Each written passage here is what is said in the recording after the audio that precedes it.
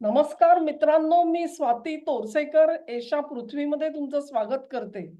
New York times असेल किंवा अशाच प्रकारची जी सगळी डेलीज आणि मेन स्ट्रीम मीडिया ह्यांच्यामध्ये चक्क थापा ठोकून प्रसिद्ध करायच्या आणि मग नंतर आपले हात धुवून टाकायचे, अशी एक परंपरा असते.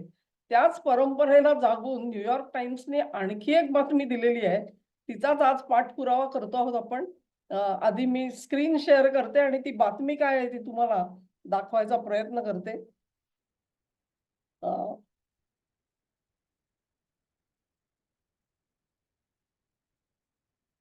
राईट. पहिल्या स्क्रीनमध्ये तुम्ही बघू शकता, की हा न्यूयॉर्क टाइम्सची हे आहे, फर्स्ट पेज आहे आणि त्याच्यात early war goal was to install hard line former president as Iran's leader, अशी अशा शीर्षकाची ती बातमी आहे. नुसतं शीर्षक जर का तुम्हाला बघायचं असेल तर हे शीर्षक आहे, early war goal was to install this. आणि नाव त्याच्यामध्ये दिलेलं आहे ते महमूद अहमदनेजादचं नाव दिलेलं आहे आणि असं म्हटलेलं आहे की अमेरिका आणि इस्रायल नाही, तर ट्रम्प आणि इस्रायल दोघांनी मिळून इराणमध्ये राजवट बदलण्याचे जे प्रयत्न केले, युद्ध सुरू झालं त्यावेळेला, त्याच्यामध्ये त्यांच्या मनामध्ये अहमदीनेजाद ह्यांना परत एकदा सेंटर स्टेजला आणायचं होतं आणि या हेतूनीच संपूर्ण युद्ध छेडलं गेलं आणि त्याची पावलं टाकली गेली. अशा प्रकारचा हा वृत्तांत न्यूयॉर्क टाइम्सने दिलेला आहे. आता न्यूयॉर्क टाइम्स असा जर का वृत्तांत देत असेल, तर अर्थातच ते त्यांचं स्वातंत्र्य आहे आणि त्यांनी असं म्हटलेलं आहे, की आम्ही माहिती जमा केली वगैरे, वगैरे. एक गोष्ट म्हणजे हे जे अहमदीनेजाद आहेत, ते साधारणपणे 2013 पर्यंत if I am not mistaken इराणमधले सातत्याने जर का तुम्ही बघितलं तर हे अहमदीनेजाद जे होते, अ, त्यांचा रोग जो आहे तो अत्यंत विखारी आणि इस्रायलच्या विरोधामधला होता. ह्या पुढच्या काळामध्ये त्यांचं आणि सुप्रीम लीडर जे होते खोमेनी यांचं काही खामेनी यांचं पटलं नाही आणि त्यानंतर अहमदीजीने काही पुन्हा निवडून येऊ शकले नाहीत. तर त्याच्यामध्ये बरेच घोटाळे झाले वगैरे असं सांगितलं जातं. अहमदीजीने अशा प्रकारे राजकारणापासून लांब असतानाच अमेरिकेला आणि इस्रायलला त्यांची आठवण यावी आणि या दोघांनी प्रयत्न करून त्यांना पुन्हा एकदा सत्तेवर आणण्यासाठी म्हणून हे आधी युद्ध सुरू केलं. मग ते 40 लोक मारले वगैरे, वगैरे अशी कथा रंगवलेली आहे. आणि त्याच्यात त्यांनी असं म्हटलेलं आहे, की हे सगळं अहमदीनेजाद जे आहेत त्यांना का आणायचं सत्तेवरती? तर त्यांचं आणि जे खामेनी आहेत ह्यांचं बिनसलेलं होतं. आणि असा बिनसलेला नेता पण जो कार्यक्षम असेल आणि इराणचं राज्य पुढे चालवू शकेल, आपल्याशी जुळवून घेऊ शकेल, या व्याख्येत बसणारे अहमदीनेजाद होते आणि म्हणून त्यांची निवड केली गेलेली होती.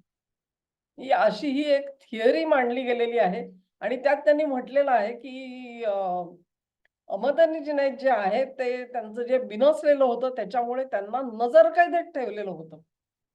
ह्या नजरकैदेमध्ये मग पुढे काय झालं?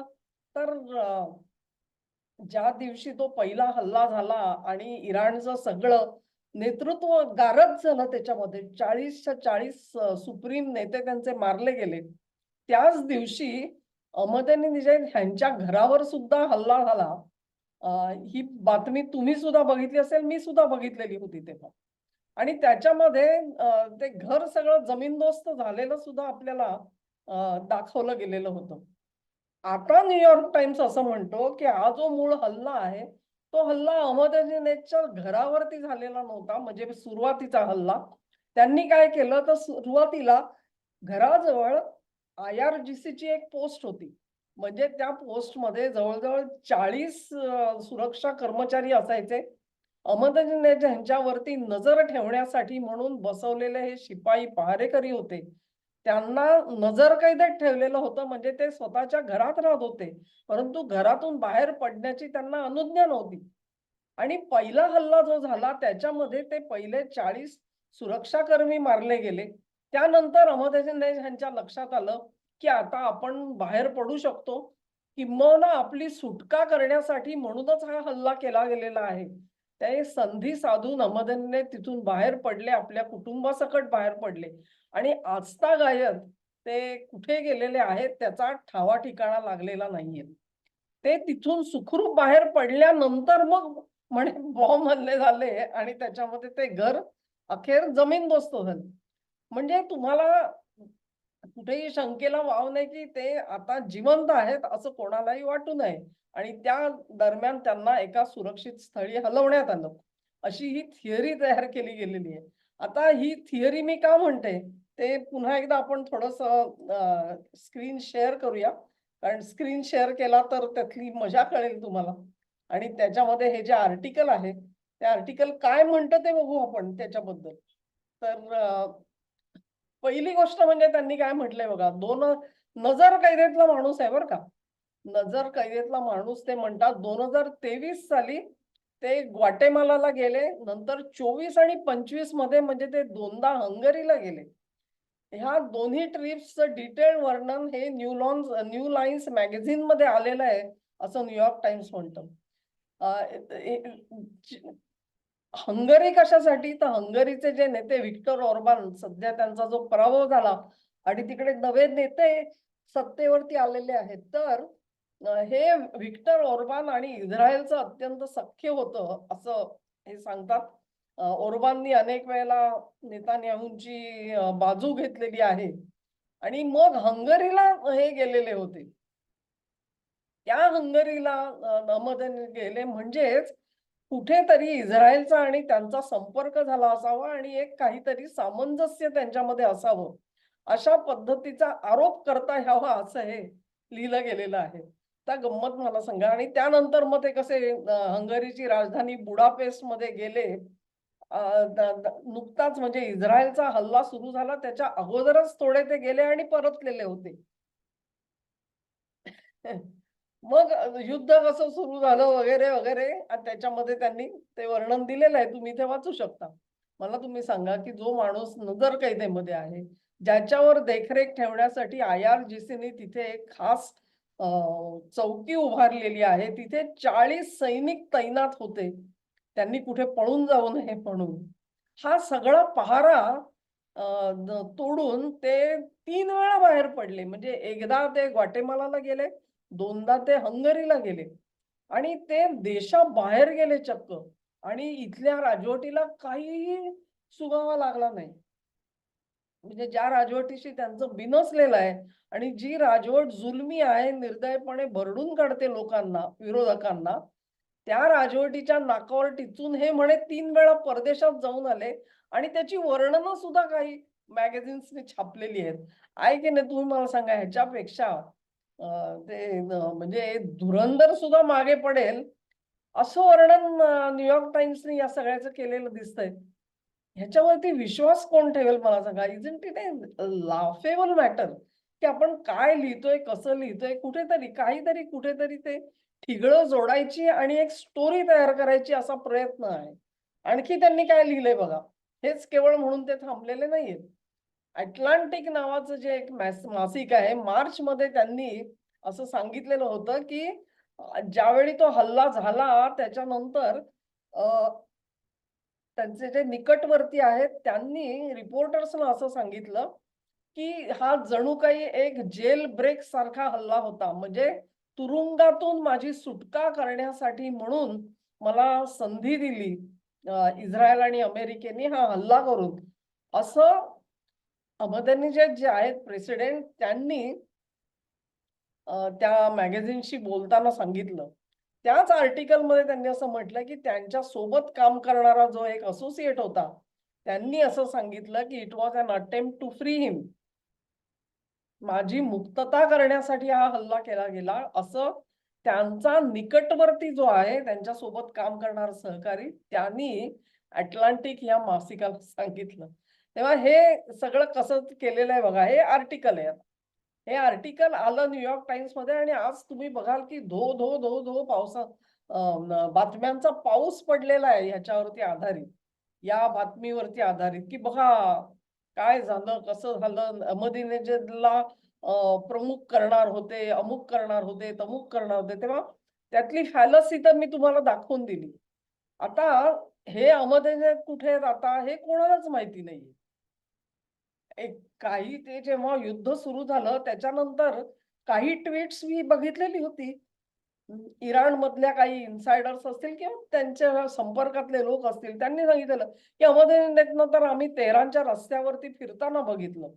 जसे ते तो जो पुतळे वगैरे असे ठेवलेले असतात, त्या चौकामध्ये ते फिरताना आणि असे पण ट्वीट्स म्हणजे ते तिथून गायब झाले, ते मेलेलेच नाहीत, ते कसे जिवंत आहेत बघा.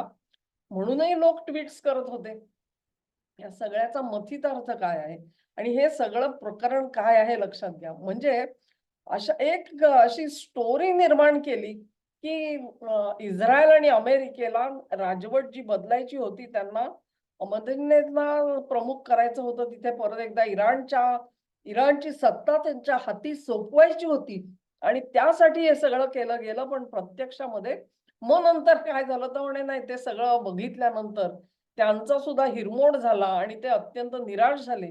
नको ही राजवट बदलाची व्याद माझ्या मागे असं म्हणून त्यांनी या दोघांना नकार दिला. नकार दिल्यानंतर काय झालं? ते म्हणे लपूनच बसलेले आहेत. इराण सारख्या एकतर्फी जी अत्यंत एकाधिकारशाही जिथे राबवली जाते, तिथे हे गृहस्थ कुठे लपून आणि किती दिवस बसू शकतात मला सांगा? कुठे ना कुठेतरी त्यांचा सुगावा लागणार नाही त्या राजवटीला? की ते इराणची हद्द सोडून बाहेर आलेले आहेत आणि ह्या दोघांनी त्यांना कुठे लपवलेलं आहे. आता त्या सुरस कथा सुद्धा बाहेर पडतील. काहीच सांगता येत नाही. पण स्वतःच आपण कशा कंड्या पिकवायच्या आणि त्याच्यामध्ये जे धागेदोरे जे सोडलेले आहेत, ते त्या आर्टिकल्स मधूनच तुम्हाला कळतं, की कुठे ना कुठेतरी धादांत खोटं जे आहे ते आपल्या कपाळी मारायचा प्रयत्न चाललाय. प्रश्न हा येतो, की हे का करणं चाललेलं आहे? ट्रम्प आणि इस्रायल हे ह्यांनी कुठलंही त्यांच्याकडे योजना नव्हती. त्यांनी तसंच युद्ध सुरू केलं वगैरे, वगैरे. त्याही गोष्टीमध्ये कदाचित तथ्य असेल. मी त्याच्याबद्दल काही बोलत नाही. पण त्यांचे हे प्रयत्न कसे निष्फळ ठरले, हे सांगण्याचा हा प्रयत्न आहे. आणि मग शंका येते, की खरोखरच आपण गृहीत धरू, की ते जर का त्या हल्ल्यामधून सुरक्षित बचावलेले असतील आणि कुठेतरी कुठल्यातरी सुरक्षित जागी आज राहत असतील, जिथपर्यंत ना इराणची राजवट पोहोचू शकत, ना इस्रायल किंवा अमेरिका. आता मला सांगा, की जर त्या माणसाच्या हातामध्ये सत्ता द्यायची होती, तर मुळात अशा प्रकारचा हल्ला हे दोघे करतील का? त्यांनी काहीतरी वेगळा योजना करून त्यांना सुखरूप बाहेर काढलं असतं आणि त्या सत्तेपर्यंत पोहोचवलं असतं की त्यांनी. इतका जो मोठा प्लॅन करणारे लोक होते, त्यांना हाही प्रयत्न कसा फसला गेला? मला तर एक शंका अशी येते मित्रांनो, की हा सगळा जे इराण युद्ध सुरू झालं, त्यातलं जे ढोंग आहे ते मी वारंवार त्याच्यावरती काही व्हिडिओ केलेले आहेत आणि त्यातले जे आर्थिक व्यवहार आहेत, ते कसं उलटं चित्र दाखवतात, हेही मी सांगितलेलं आहे. इराणमध्ये ब्रिटिशांना फार मोठा त्यांचा इंटरेस्ट होता आणि ते सगळे इंटरेस्ट पायदळीत उडवलेले आहेत. ट्रम्प यांनी ब्रिटनला तिथून त्यांची हकालपट्टी केलेली आहे ब्रिटिश इंटरेस्टची. यावरती सुद्धा मी व्हिडिओ केलेले आहेत. हा जो न्यूयॉर्क टाइम्स आहे, तो आजच्या घडीला हा सोरोसनी दिलेल्या पैशावरती पोचलेलं वर्तमानपत्र आहे. हे आपल्याला माहिती आहे. भारतीयांना ते सांगायची वेगळं गरज नाही. तोच सोरोस जो आहे तो ब्रिटनला अत्यंत प्यारा आहे आणि ब्रिटनला पाहिजे तसं तसं साहेब करताना आपल्याला दिसतायत. मग हे जर का गोष्ट आपण जोडली तर न्यूयॉर्क टाइम्स मध्ये आलेला हा जो लेख आहे तो अखेर ब्रिटिश साम्राज्याच्या मदतीसाठी आला असावा असं मी म्हणू शकते. आणि जर का ती बाब खरी असेल तर मग हे अहमदजीने जे आहे ते सत्तेवर यावेत हे कदाचित ब्रिटिश साम्राज्याची इच्छा असू शकते. लक्षात घ्या. ह्यांची नाही, ती जी इच्छा आहे ती त्यांची असू शकते. त्यांनी त्याला सुरक्षित बाहेर काढलेला असू शकतो आणि सगळा डाव फसला. म्हणजे एका बाजूला युद्ध यांनी सुरू करायचं आणि अखेर इराणची सत्ता अहमदीनेच्या हातामध्ये देऊन ती अखेर आपण लंपास करायची. असा तर डाव नव्हता ब्रिटनचा. कल्पना नाही. ज्या पद्धतीत न्यूयॉर्क टाइम्स लेख लिहितोय आणि स्वतःच्या स्टोरीमध्ये एवढी मोठी भगदाडक तयार करून ठेवलेली आहेत, की खरं अंतरंग काय ह्यावरती अ, संशय नुसता नाही, तर मूळ जो जी स्टोरी आहे, ती मूळ स्टोरीला वेगळा कलर देण्याचा प्रयत्न केलेला आहे असं वाटतं. म्हणजे नुसती स्टोरी ही चुकीची स्टोरी त्यांनी फ्लोट नाही केलेली. त्यामधला ब्रिटिश इंटरेस्ट जो आहे, तो कदाचित दडवण्याचा, सप्रेस करण्याचा हा प्रयत्न असावा. ही माझी शंका आहे. ह्या शंकेला कधीतरी दुजोरा मिळेल किंवा ती खारिज होईल. दोनातलं एक झालं तरी देखील मी तुमच्या समोर येईन आणि सांगेन, की यातला हा जो शंका होती, हा जो आधार होता, तो खरा निघाला आणि हा चुकीचा निघालेला आहे. तसं होईपर्यंत हा व्हिडिओ तुम्हाला आवडला असेल अशी आशा करते. तुम्हाला आवडला असेल तर लिंक शेअर करा. व्हिडिओला लाईक करा, चॅनेलला सबस्क्राईब करा आणि सहकार्य असंच चालू ठेवा. नमस्कार.